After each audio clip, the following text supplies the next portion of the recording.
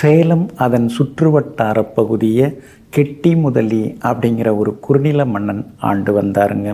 அவர் இறைவனை சிவபெருமானை வணங்கிய பிறகுதான் தினந்தோறும் உணவு உண்பவராக இருந்தார். ஒரு நாள் சிவபெருமான் அவருடைய கனவிலே தோன்றி, நீ வணங்கும் இந்த கோவிலுக்கு அடியிலேயே நான் ஜோதிலிங்கமாக இருக்கிறேன் அப்படின்னு சொல்லியிருக்கார். உடனே அந்த குறுநில மன்னன் எல்லாம் வல்ல ஈசன் சொன்ன இடத்திலே தோண்டி பார்த்தபோது சிவலிங்கமும் கிடைத்தது. அதன் அருகிலே புதையலும் இருந்தது. அதை வைத்தே இந்த கோவிலை எழுப்பியிருக்கிறாருங்க. அப்படிப்பட்ட திருக்கோவில் ஆரகலூர் ஸ்ரீ காய நிர்மலாசேவரர், அதாவது காய நிர்மாலேஸ்வரர் அப்படிங்கிற இந்த திருக்கோவிலுங்க. இந்த திருக்கோவில் ரொம்ப ரொம்ப சக்தி வாய்ந்த திருக்கோவிலுங்க. இங்கே இருக்கக்கூடிய சிவனை ஸ்ரீ வசிஷ்ட மகரிஷி வழிபட்டதுனால ஸ்ரீ வசிஷ்டாஸ்வரர் அப்படிங்கிற திருப்பெயரும் உண்டுங்க. அதே மாதிரி இந்த சிவன் ஆனந்தத்தை அருளக்கூடியவர், அளவில்லாத மகிழ்ச்சியை தரக்கூடியவர். அதனால தான் இங்கே இருக்கக்கூடிய சிவனுக்கு ஸ்ரீ அனந்தேஸ்வரர் அப்படிங்கிற பேரும் எல்லா வகையிலுமே வழங்கப்படுதுங்க. அதே மாதிரி காமநாத ஈஸ்வரர் அப்படிங்கிற பேரும் இங்கே இருக்கிற சிவனுக்கு வழங்கப்படுதுங்க. இங்கே இருக்கக்கூடிய ஸ்தல விருட்சம் மகிழ மர இலைகளை பறித்து அதை இடித்து தண்ணீரில் கலந்து குடித்தா சர்க்கரை நோய் குணமாகும் அப்படின்னு சொல்லப்பட்டிருக்குங்க. ரொம்ப சக்தி வாய்ந்த இந்த திருக்கோவிலில் தான் அஷ்டபைரவர்கள் இங்கே அருள்பாலித்து கொண்டிருக்கிறாங்க. அந்தகன் அப்படின்னு ஒரு அசுரன், அவனை சேர்ந்த படைகள் எல்லாரும் சேர்ந்து தேவர்களை ரொம்ப இம்சப்படுத்துகிறாங்க. அந்த இம்சையிலிருந்து காப்பாற்றுவதற்காக பைரவரை அனுப்புகிறார். அப்படிப்பட்ட பைரவர் தான் இங்கே எழுந்தருள் இருக்கக்கூடிய பைரவர். 8 திக்குகளிலும் பைரவர் இங்கே நிரம்பி அந்த அசுரர்களை எல்லாம் அழித்து ஒழிக்கிறாங்க. வட இந்தியாவில் தான் அஷ்டபைரவர்கள் இருக்கிறாங்க.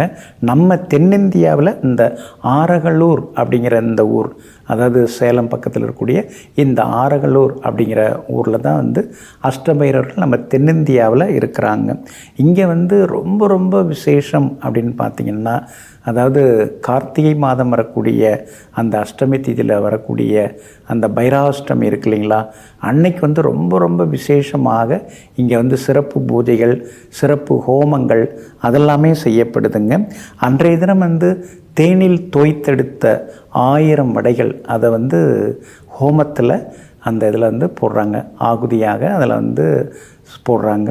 அப்படி பெரிய ஹோமங்கள்லாம் அன்றைக்கி சிறப்பாக செய்யப்படுது. அதே மாதிரி ஒவ்வொரு மாதமும் இங்கே தேய்பிறை அஷ்டமி, இன்றைக்கி கூட தேய்பிறை அஷ்டமி தான். ஒவ்வொரு மாதம் தேய்பிறை அஷ்டமியில் ஸ்ரீ பைரவருக்கு விசேஷ அபிஷேக ஆராதனைகள், இந்த அஷ்ட பைரவருக்கும் விசேஷ அபிஷேக ஆராதனைகள் செய்யப்படுதுங்க.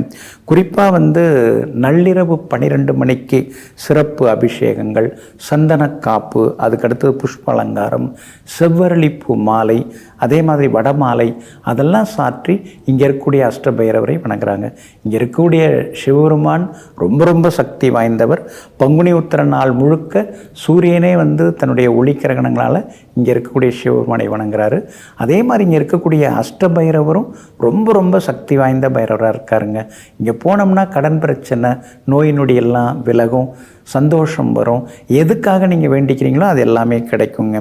சேலத்துக்கு பக்கத்தில் தலைவாசல், அந்த தலைவாசல்லேருந்து 6 கிலோமீட்டர் தூரத்தில் இந்த ஆரகலூர் அல்லது ஆரகலூர் அப்படிங்கிற இந்த ஊரில் இந்த திருக்கோவில் அமைஞ்சிருக்கு. அதனால் நினைத்ததை நினைத்தபடி கொடுக்கக்கூடிய சிவனும் பைரவரும் அருள்பாலித்து கொண்டிருக்கும் அந்த கோவிலுக்கு செல்வோம், அனைத்து நன்மைகளையும் பெறுவோம். நெஞ்சிற்கினியவர்களே, சோமவாரமாகிய இன்றைய நாள் உங்களுக்கு சுகபோகங்களை அள்ளித்தரும் அற்புதமான நாளாக அமையட்டும். மீண்டும் நாளை காலை சந்திப்போம். நன்றியுடன் உங்கள் ஜோதிட முனைவர் KP வித்யாதரன். வணக்கம்.